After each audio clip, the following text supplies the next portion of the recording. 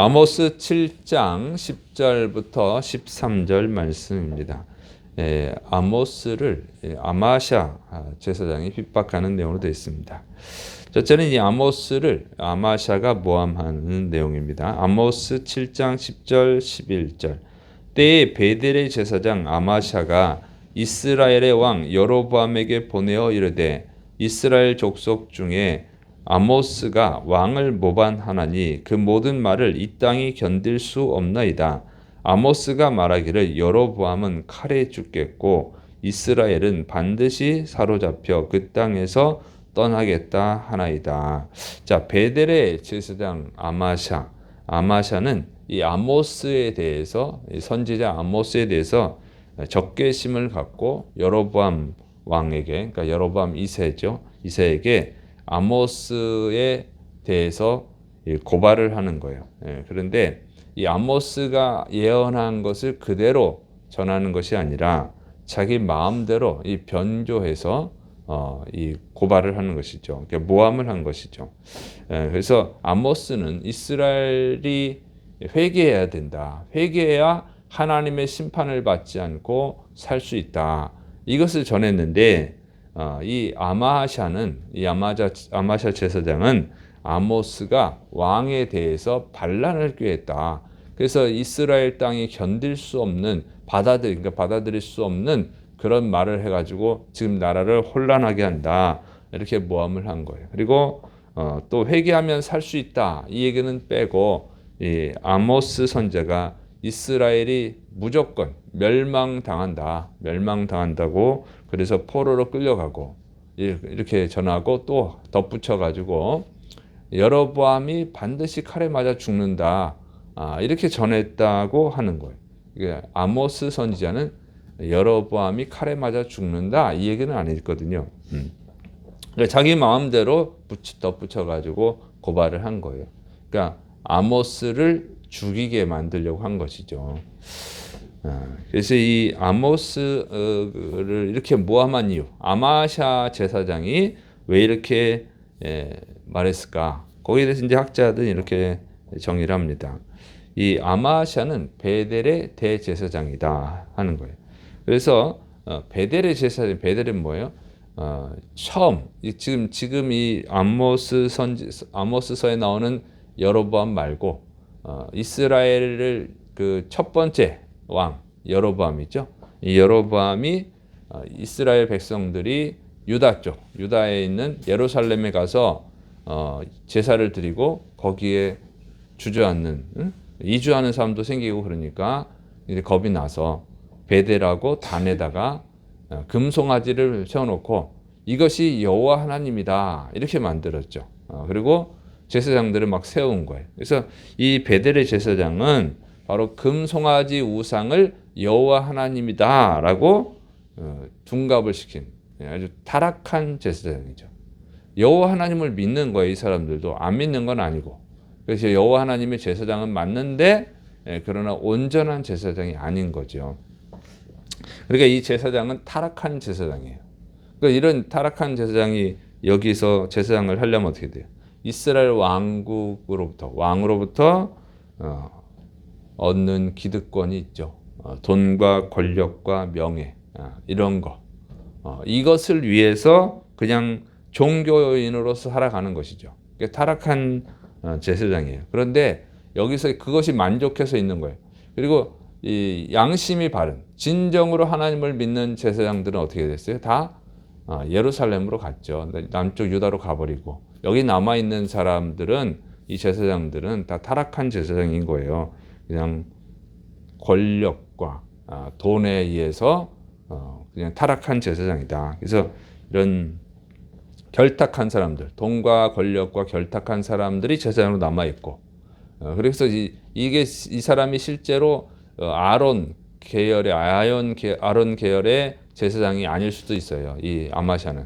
왜냐하면 제사장 양심 바른 제사장들이 다 유다로 가버렸기 때문에 이스라엘에서는 뭘 했냐면 그냥 레위 지파, 그것도 레위 지파 중에서 아론 집 계열만 제사장이 될 수 있는데 사람이 모자르니까 아무나 또 세우기도 했어요. 그러니까 이런 사람이 그러니까 그래서 이 사람은 이게 좋아서 있는 거거든요. 이 아마샤는 돈과 권력과 명예, 이 기득권을 지켜야 되는데 지금 아모스 선지자가 비판을 하고 이스라엘의 죄를 비판하고 우상숭배를 비판하고 그러니까 이 지위가 흔들릴 수가 있는 거죠.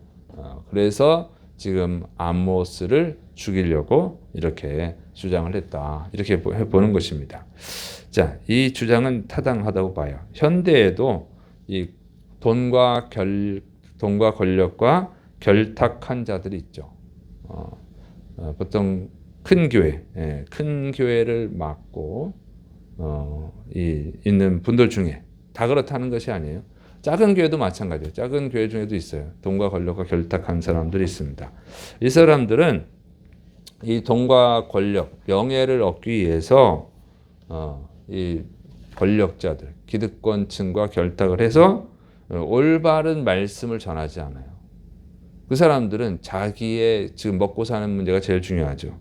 그래서 개혁을 외치는 것을 반가워하지 않아요.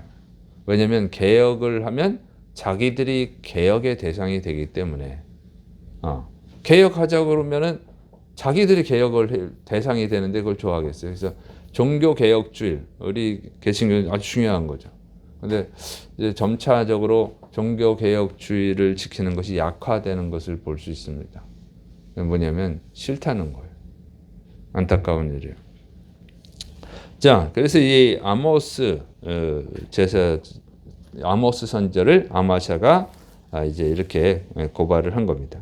그리고 이 아마샤는 이제 자기가 직접 또 아모스를 조롱합니다. 참, 그러니까 이 아모스를 고발한 것으로 만족을 하지 않고 그걸 충분하다고 생각하지 않은 거예요. 자기가 또 직접 이 조롱하고 협박을 해요. 아모스 7장 12절 13절 아마샤가 또 아모스에게 이르되 선견자야 너는 유다 땅으로 도망하여 가서 거기에서나 떡을 먹으며 거기에서나 예언하고 다시는 베델에서 예언하지 말라. 이는 왕의 성소요 나라의 궁궐임이니라. 자, 어떻게 조롱하냐면 떡이나 먹어라. 떡이나. 그러니까 유다에 가서 너는 유다 백성인데 왜 여기까지 와가지고 예언을 하느냐? 거기서 떡 얻어 먹기 힘드냐? 거기 가서 떡 얻어 먹어라. 그러니까 이 아모스가 지금 빵이나 얻어 먹으려고 먹고 살기 위해서 엉터리로 예언한다. 이렇게 말하고 있는 거예요. 조롱을 하는 거죠. 그리고 여기는 왕의 성소다. 베델은 왕의 성소야. 왜 여기서 예언해? 너 그렇게 하면 죽일 거야. 우리가 빨리 도망가서 그냥 유다에서나 가서 예언해. 이러고 있는 거예요. 협박하는 거예요. 조롱하고.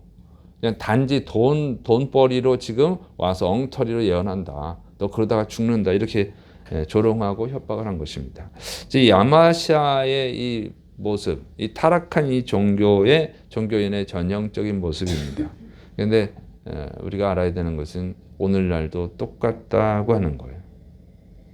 항상 이 타락할 수가 있어요. 그래서 큰 교회 이제 목사님들 중에는 변호사, 뭐 검사, 국회의원, 뭐 경찰청장, 대통령 이런 분들하고 친하게 지내는 것을 드러내는 분이 있어요. 그런 걸 좋아해요. 그래서 같이 사진도 찍고 밥도 먹고 골프도 치고 나 그 사람하고 골프 치는 사이야. 나 이렇게 사진 찍는 거야. 이게 은근히 드러내죠. 그래서 자신을 비판하는 목회자들을 협박하는 자들도 있어요. 타락한 거예요. 완전히 타락해서. 근데 안타까운 것은 이런 아마샤가 베델에서, 그러니까 이스라엘에서 인정을 받고 있다는 거예요. 그러니까 이 아마샤 제사장이 볼 때는 이 아모스는 이게 진짜 아무것도 아닌 거죠. 왜냐하면 그 당시에 남유다하고 북이스라엘 나눠졌는데 북이스라엘의 인구가 뭐 얼마나 되겠어요? 출애굽할 때가 대략 200만 명에서 300만 명인데 그로부터 400년이 지난 후에요. 그러니까 인구가 얼마나 또 늘었겠어요. 그러니까 그리고 이스라엘은 10지파가 있고 유다에는 2지파가 있는 거예요. 그런 걸 보면은 아마 한 500만 명 이상은 있지 않았을까. 이스라엘에.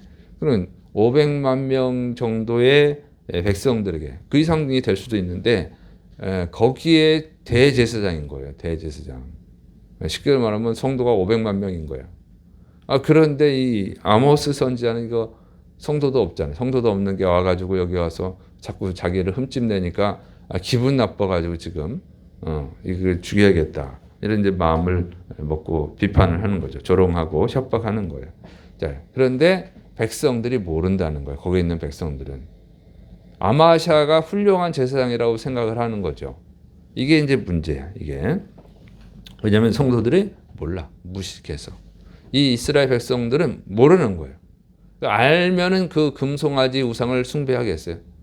그렇게 안 숭배하지. 그러니까 이 사람들은 그냥 크기로 웅장하고 크고 사람이 많고 건물이 웅장하고 이런 것으로 이게 하나님이 사용하는 종이구나 이렇게 생각을 하고 있는 거죠. 자, 이것이 문제죠. 그래서 성경을 모르면은 이렇게 타락을 하는 거예요. 개신교회는 어떻게 나왔어요? 마틴 루터 신부가 이건 아니구나. 성경을 본다구나. 그래서 이제 종교 개혁을 한 거잖아요. 그러니까 이 아모스가 어떻게 보면 루터와 같은 거죠. 그래서 비판을 하니까 천주교 교황이 성경에서 어긋났다. 천주교와 교황이 성경에서 성경의 길에서 벗어나서 새 길로 갔다. 지금 잘못된 길로 갔다. 그러니까 다시 성경의 길로 돌아가자 한 게 이제 마틴 루터인데 그 작은 동네에 시골 작은 동네에 신부가 개혁을 했을 때 처음엔 비웃고 협박하고 죽이려고 했죠. 그런데 그 뜻을 같이 하는 사람들이 늘어나서 이게 개혁이 됐는데 바로 그런 거예요. 천주교 교황이 그때 루터를 죽이려고 했던 것처럼 그리고 똑같은 것이 반복이 되는 것입니다. 근데 최근에도 천주교 교황은 뭐라고 하냐면 동성애자도 축복해도 된다. 또 잘못된 길을 했죠. 성경에서 또 벗어난 길을 하는 거예요. 그러면 이제 천주교 성도들이 정말로 성경을 안다면 이건 잘못된 거예요. 다시 돌아가야지 성경으로. 이렇게 할 텐데 모르니까 그냥 있는 거예요. 모르니까. 사람은 죄인입니다. 사람은 죄인이야. 그래서 항상 잘못할 수 있다. 그래서 교회도 마찬가지죠. 개신교회도 잘못할 수 있어요. 그래서 다시 성경으로 돌아가는 게 중요합니다. 그래서 성경에서 벗어났을 때 비판하는 것. 이건 굉장히 중요한 거예요. 그건 선한 일이. 그런데 그것도 알아야지 되는 거예요. 모르면 따라가지를 못해요. 근데 지금 현재 개신교는 어떻게 되냐. 작은 천주교회가 돼가고 있어요. 그냥 교황의 말은 무조건 맞는 거야. 이런 것처럼. 큰 교회 목사님 말하면 무조건 맞는 거야. 그거는. 또는 교단의 총회장이 되면 무조건 맞는 거야. 하나님이 세웠잖아. 무조건 순종해야지.